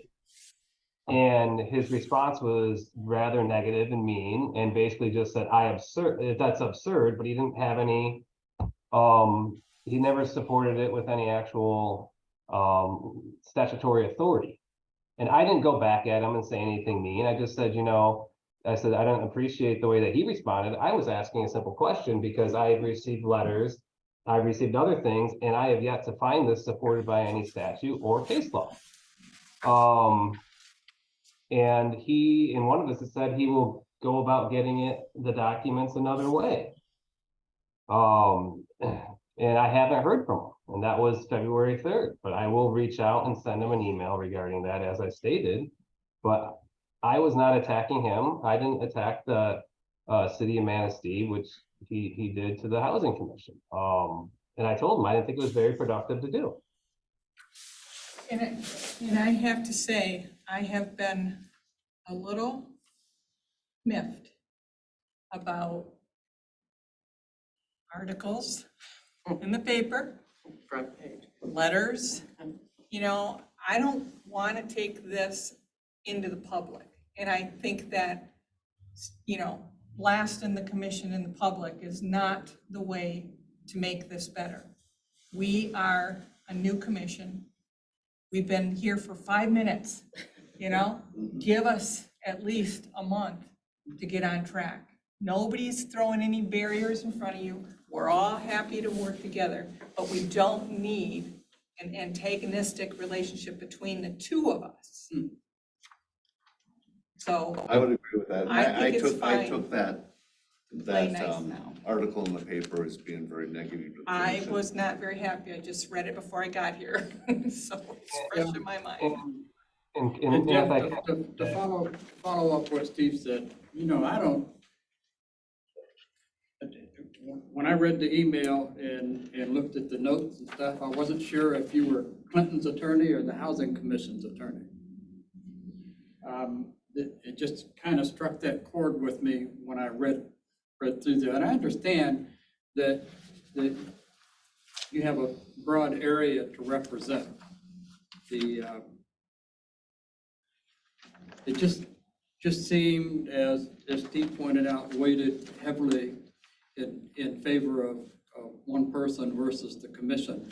And I don't think the commission is looking to undo anything with Clinton or take away any of his salary increases, which in my opinion were modest. But I think we're interested in fixing what wasn't done properly and taking care of our due diligence as commissioners today. Maybe the audit's going to point out some other things that we need to pay attention to, or some other conflicts. We don't know where it's going to go, but I'd be interested to see what it provides. That's why I keep saying, I'd like to see this, okay, that director's stuff is over here, we'll deal with it. Right now, we're dealing with the commission, but bottom line is, that executive director, no matter what, was working on our behalf. Mhm. So when you're looking at everything, you have to look at that too, to represent us well too. So again, there's a lot of stuff here, but like I said, we've been together for like 5 minutes. I think we're doing really well. I think we're gelling, and I think we can move forward, and I think it'll be positive. and can I add one more thing too? I don't mean to interrupt, but Karen, I thank you for saying that regarding the communication. I will say that I did talk to Jeff Schroeder on the phone one time, and he even stated that he wanted to work well and cooperate, and I said the same thing. And then all of a sudden, a week or a few days later, you have things published in the newspapers, or you have things written in letters from the city council. And I'm like, this is completely contrary to what you told me on the phone. And even during their phone conversation, Jeff Schroeder admitted that he hasn't seen our procurement policy, and that's one of the documents they're asking for. So obviously he hasn't seen it, they're asking for it. So when he's sitting there making, not he, but when the city council is making representations that my contract's not valid, which the procurement policy provides for the same, that's not working together. That's like, what's going on here? I thought we were gonna, try and resolve things. So that's uneasy as me as an attorney, because I wouldn't go ahead and do that back. I wouldn't tell my client to say, yes, write this letter. And it seems like he probably wrote those letters. But then, so that's getting back to the communications. But even then, in my emails to him after that, I wasn't mean or negative. I simply asked the question to support it, because yes, I was offended by some of the things that are being said, because they're not true. And then Jim, when you're talking about, reading what I wrote regarding the executive director's contract, I'm just letting you know from a legal perspective off of what's given to me. Would I have liked things differently? Would I have done things differently if I were the attorney back then? Yes, I would have had resolutions each year, each time the contract was signed. That way there isn't this situation. Unfortunately, we have to find a way to deal with it and move forward. And that's what these, I'm glad that the personnel and the finance committee are back being established so we can work on those issues. I agree. Never change a horse in the middle of a race. It's like, just keep up the stamina, keep going, we'll get through this. As George Bush said, a kinder, gentler attorney would be better. Don't pick on Jeff. Yeah, we're He's done new, now. we're all new. Yeah. I mean, I think that the community is appreciative, as I understand it, of the new commissioners who are trying our best to get Yes. things that had been ignored straight. And they just have to trust us all and give us a little time. Things don't happen overnight, and we're happy to be working together to go forward. Because actually, I want to spend our time in getting the 48 scattered sites done. Yes. Getting Yes, phase yes, one done, yes. getting it looking like the Yes, Taj Mahal it should be. we have bigger fish to fry. Right. Yes, once we get this done. Okay, go for it. Chair, number 13, let's go. Reports and communication. The President will ask for reports of the following individuals if they have received any other communications, or if there are no reports, the individual may respond, no report, comment. Executive Director report. Acting Executive Director, no comment, no report at this time. And then Deputy Director, I don't have any report at this time. No report. Kevin? No. Okay, Commissioners, start with you and the end. I did go over to, I have been signing checks and have to, and I am asking a lot of questions and I'm looking at stuff. So I appreciate the cooperation and the education that you're providing. I also wanted to spend some time, our staff unfortunately are in the middle of a lot of this. So I just wanted to spend a little time with them and talk to them about, it's like, this is a high emotion situation, you got a lot of players that are at each other, and I just wanted them to know that I appreciate their work, and it's not easy. It's never easy when you're going through big transitions, and so I appreciate their hard work. Thank you. Ginny? I have a couple questions.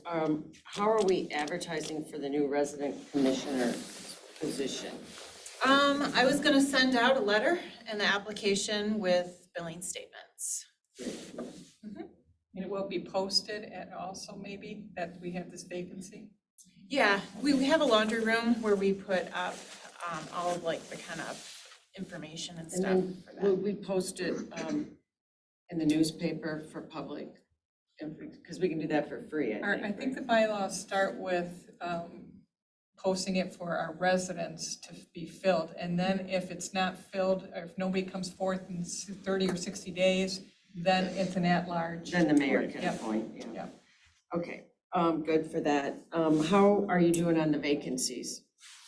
At the one, I think you were working on the vacancies over here. We had like 40 apartments them. that didn't fill up. Oh, at Harborview and Century Terrace, Yeah. we've had consultants here, what was it, a week ago, 2 weeks ago, and their main goal was to help with marketing.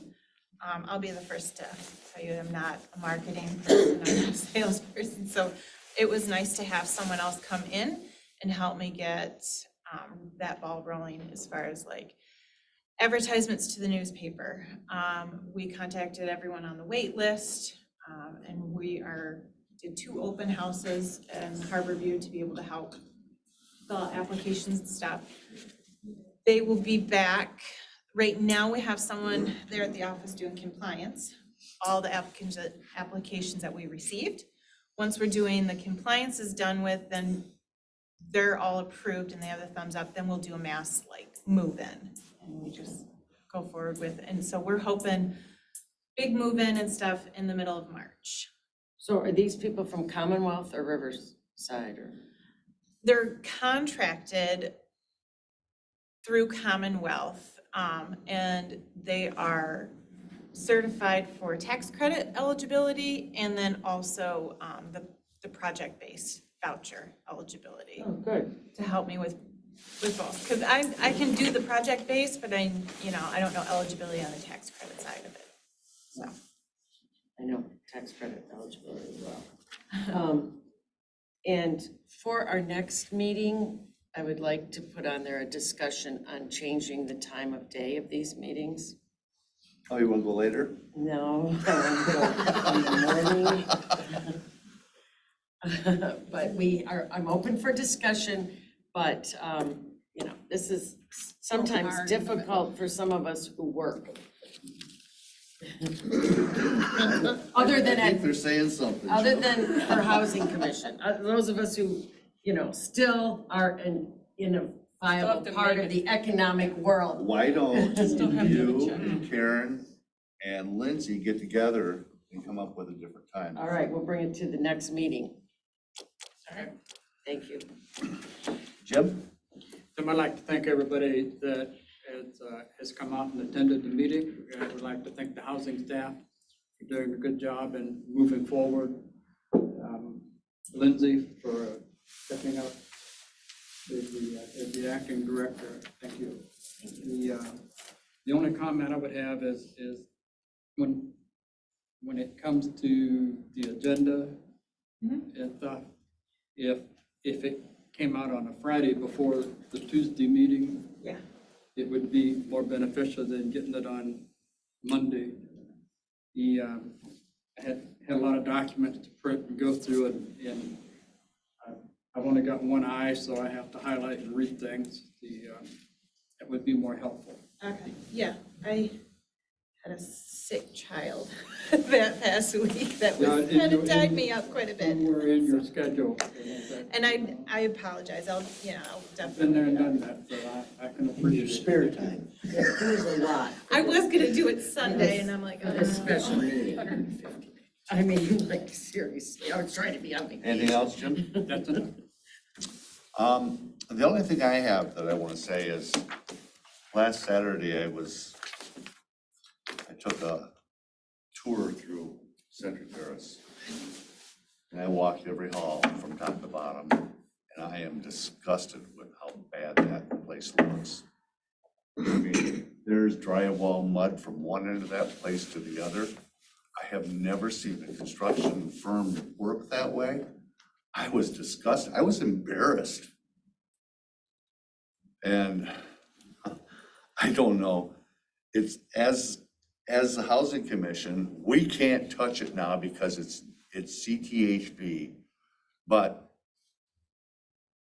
we need to talk to Commonwealth and say that this has got to stop. I mean, this is terrible. Don't you think that has happened Yeah, that several was- times? Yeah, That was something. Several times. That was something Clinton was working on, and he's gotten a lot of crud back from Commonwealth, which, Jeff? Yeah. You want to turn angry? Here you go. yeah, they're not our, Yeah. as a managing entity, I guess we can ask them to clean it up, but, other than that, I mean, I saw, and I don't know why they did it, but in at least a half a dozen apartments that they were working on, they have extension cords coming out through the hallway and plugged into a hallway circuit because they had all the power off in the apartment, which I don't understand to start with, but this was a Saturday and those extension cords were still in the hall, plugged in with a piece of cardboard taped over them.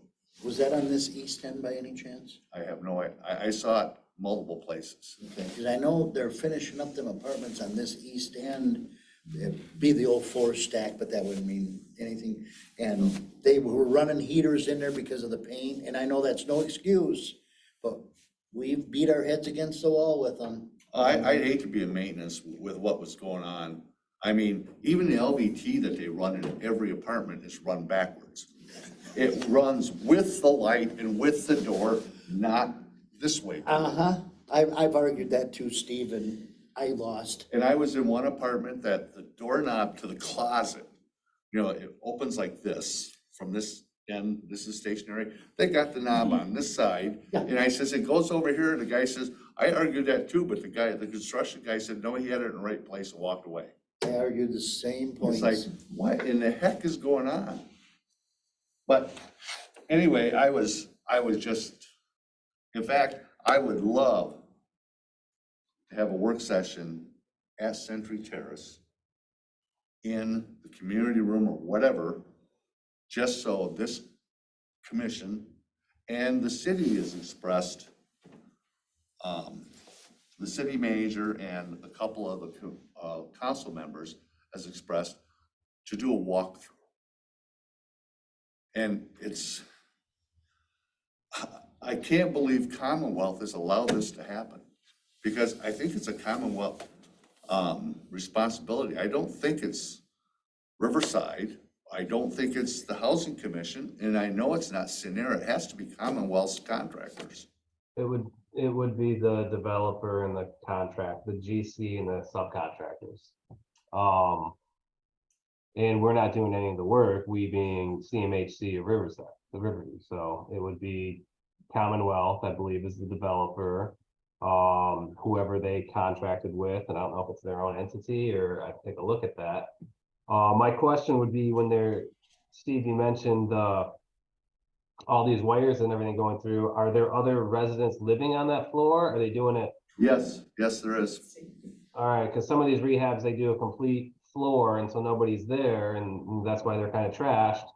But they're able to do it like one unit at a time. I'm assuming they got to do like 3 or 4, they have to do like 4 units at a time, I would think. Well, they're doing a stack. Yes. But what I don't understand is why don't they do a stack, get that done, and move to the next stack? But they have got shit from one corner to the bottom corner. I mean, they've got a boiler room down there that you're using for a supply house. Totally illegal to have all that stuff packed up That's around the elevator boilers. parts. Huh? That's elevator parts. No, there's a lot of LVT in there. In the boiler room? Yep. Then I haven't seen that one yet because it wasn't in. And I don't understand why the big elevator over there has been down for 2 years now. No. No, How long has it been down? about 3 weeks. No, I know it's been down longer than 3 weeks. It was No. before Christmas. it was just before Christmas. And it was, the big elevator was going, the small elevator was being worked on, it was getting work on.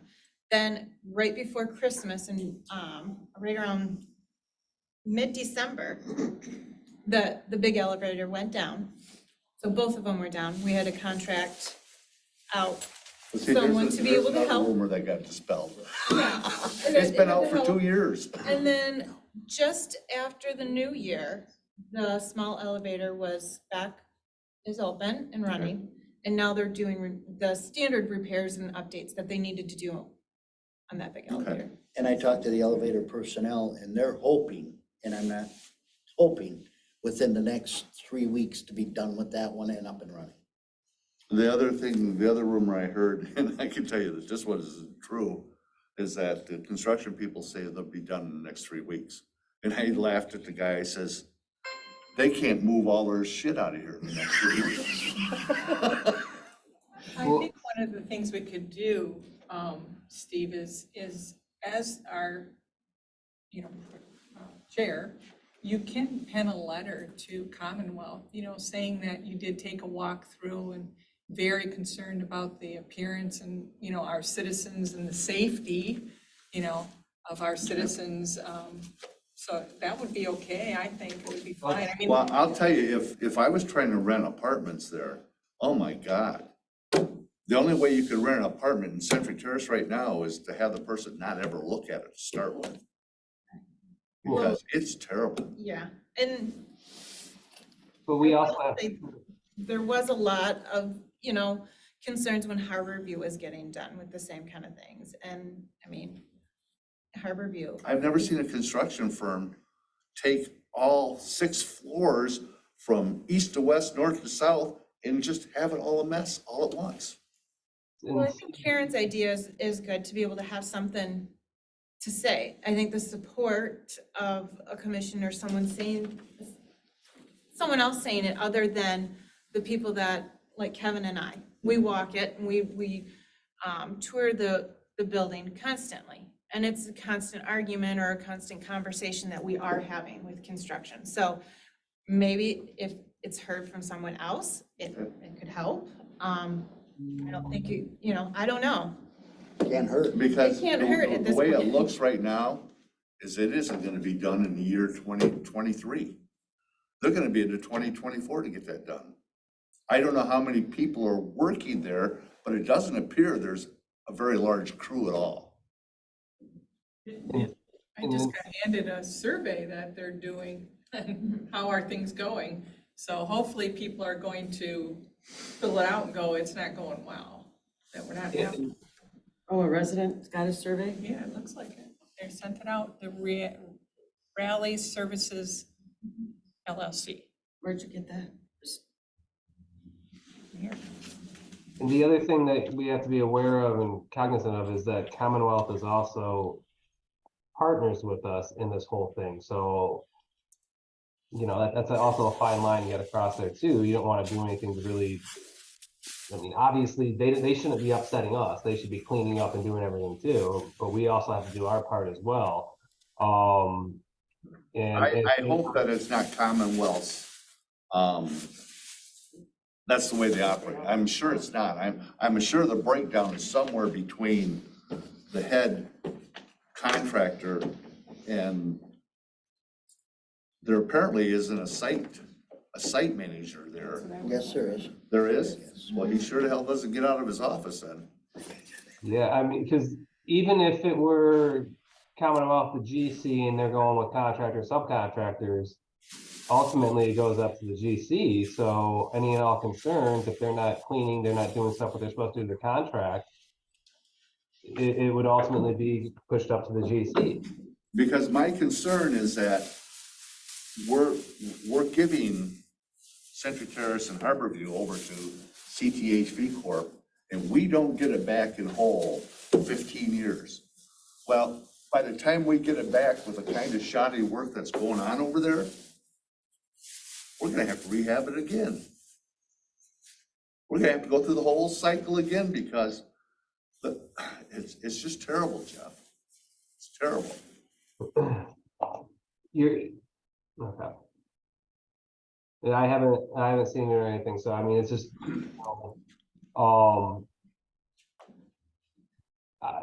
it's not done yet, correct? So they still have to go through. Well, I'll give you an example of what's going on, okay? In each hallway, they have a wire run on one wall, where all the wires run through. And they have cement abutments every so often. And in the old, the wire went through the abutments through holes. Now, what's happened now is they've allowed the electrician to take 2-inch armor all and put it around so that it sticks out into the hallway. I was told that is because structural engineers would not allow them to drill any more holes. Them are actually beams, supporting beams. Right. They would not, they're not gonna be able to drill any more holes through there.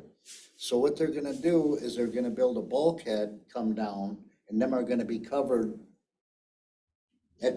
I was told. I'll bet you $0.25 that they're not covered, otherwise they wouldn't run them I'm in not armor taking all. that back. But Hold on, like, what they're doing, the construction, they have to do it pursuant to the city ordinances, and they have to obtain permits, and you have to have a certificate of occupancy when you're done with all the work. no, I So, don't think that's happened yet. I don't think the city has released any occupancies. I don't know. You know, Lindsay, if the cities come in. I mean, everything's just willy-nilly there. I mean, the there's this wire thing runs that I'm that- talking about Yeah, it's what aren't Cynthia's been- illegal, but they look like hell. And it's not every beam, it's like every third or fourth beam. Send them a Sometimes letter. it'd be 2 in a row. And the other beams have the wires running through them. Send them a letter, tell them when our next meeting is, and we'd like a report, Okay. please. And outside of that, God, you guys, don't take all this argument I have with Jeff personally, because Lindsay, I'm worried that we're gonna lose our acting executive director. And Cindy, I don't think you're ready for it yet. And you need to get some more help. Because I know what it's like, and to think that, you know, the laundry room, I was really amazed with the laundry room over there. There's like 5 washers and 5 dryers, and I think, boy, that's a lot. But I can think when at Lakeview Apartments, we had 2 washers and 2 dryers for every 8 apartments.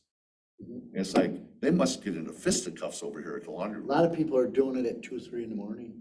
Ugh. You figure, you got 119 units there, and you got 5 washers, 5 dryers. That was the biggest disappointment I saw in the renovation, is they didn't plan for that on every floor. I Yes. it was- I agree. I don't wanna, again, men make judgments on how to lay out plans for people But- living. I've got other things, but I'll Chairman, not take them off Can you here. go to 14, please? Yep. Public comments.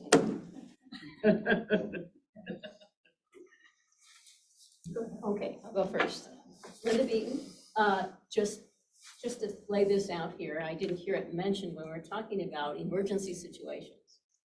Every time there's an emergency situation that looks like it's gonna be a catastrophic, out of the budget kind of cost, the first call that the city manager makes is to our insurance company. I don't know what kind of insurance these buildings are under. I do know that we have gotten great coverage on a lot of situations. And I don't know if you need to review your insurance policies on the buildings, but it's just a thought that might save you some money in the long run. You gotta pay a higher premium for insurance, but it's meeting a lot of these types of situations that may be a problem. It's probably a good investment. That's number one. Number two, it's been customary for all of the vacancies that are instrumentalities of the city, that the vacancies are published on our website. And we started doing that recently with James Bond. When he applied, we put that on the website. I don't think it's a bad idea, because this is a tight community. There's a lot of people here who have relatives in the area who might go, hey, you know, Uncle Joe's over there at Century Terrace, and he might be great on the commission. Maybe we could encourage him, because we've noticed this. You know, it's been noticed. So putting it out there is a We do good. have to advertise in the units first to get a resident. I'm talking about for a resident. I'm talking about for a person who lives in Century Terrace, and I don't mean to interrupt you, but relatives, they have relatives who live outside of Century Terrace who might go, hey, I noticed this advertisement. I've noticed it in the newspaper, or it's on the city website. Have you thought about applying to that person who lives at Century Terrace? That's all I'm saying. Delineate, you know, make sure that people understand this isn't an at-large for 60 days. You know, we were looking for a resident. Does it need to be someone specifically in CTNHV? Or Or any can of it be the a scattered or any of site? the 48 scattered sites. sites. 48 scattered sites. And when it was posted previously, it was stated that it had to be a resident. So we can follow the same model, so that we just want to make sure that there's enough exposure to this. So that was my second comment. And I think that's it for me. Thank you. Sharon Marsh, I just want to thank each one of you for being on a new commission. working as hard as you are, investigating everything that's gone on in the past years. And I do truly believe that the News Advocate needs to put an article in the paper explaining we do have a brand-new commission. New faces, new ideas. So thank you all. Well, we appreciate that. Name? Dave Melky. Okay. I live over in Harborview. I'm glad you took the time to look around. And Well, I hear that Harborview is Taj Mahal, but everything's beautiful over there. you gotta look under the carpet. But the transparency thing, I'd like to see the minutes show up on the internet like other commissions or I think. county you are, boards yeah. or whatever. Important thing. And, hopefully we'll get our community rooms back sometime. In the Now, next- you have not got a community room back yet at Harborview? No, Yours isn't done yet?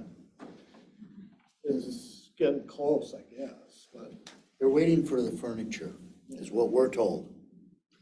I think it all ended up in the dumpster. For the new furniture.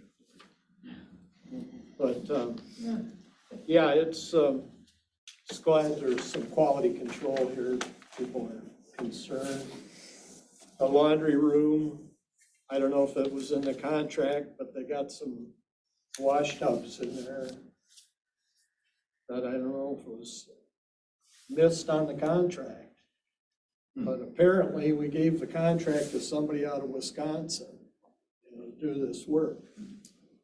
Why not local? That's a big question there. Because the developer's out of Wisconsin. But there are some local crews. I have run into some people who are local working on it too. Not the big pieces, but every once in a while they have an employee.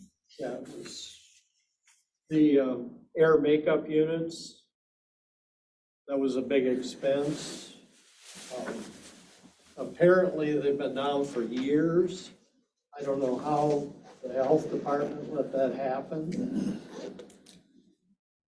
I just heard that word of mouth, and I got some communications from the director, said, yeah, they've been inactive.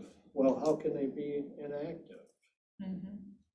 Now they're, you throw a ping pong ball up in the air and it'll suck it right up the vent in your bathroom. So, but, they could modify those things to run at different speeds, don't have to be going full blast. Yeah, Thank you. it's like a dairy farm, they're milking the job.